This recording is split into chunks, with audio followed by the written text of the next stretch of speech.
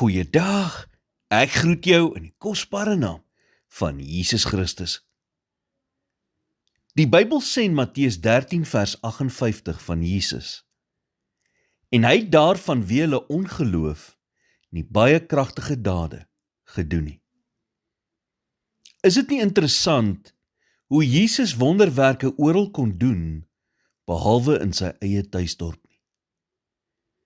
Die probleem was nie die ligging nie. Dit was die houding van die mense. Die Bybel sê in vers 54 tot 57, en hy het in sy vaderstad gekom en hulle geleer in hul sinagoge, sodat hulle verslaaf was en gesê het, waar kry hierdie wysheid en kragte vandaan? Is hy nie die seun van die timmerman nie?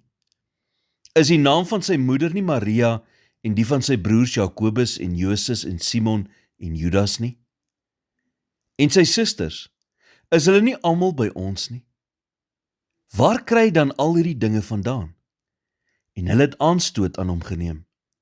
Maar Jesus sê vir hulle, 'n profeet is nie ongeëerd nie, behalwe in sy vaderland en in sy huis. So hoe het Jesus gereageer?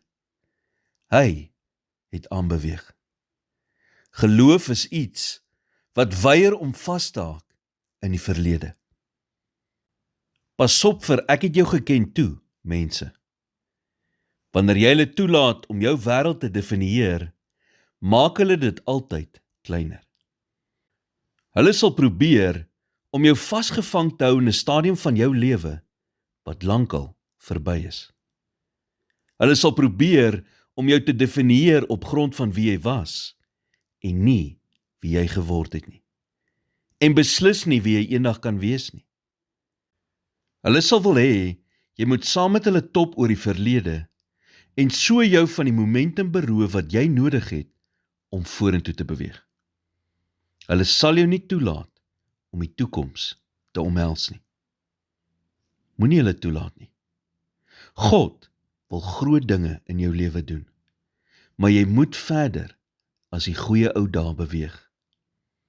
Die verlede is verby. Dit kan nie herskryf word nie. Dit kan net oor en oor gespeel word.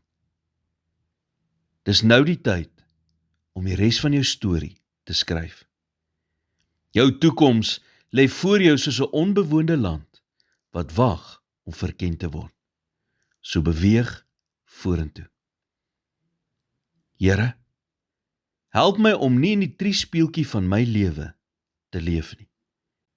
Gee my die moed om ten spyte van wat mense sê uit die oue te tree, sodat U iets nuuts in my kan doen.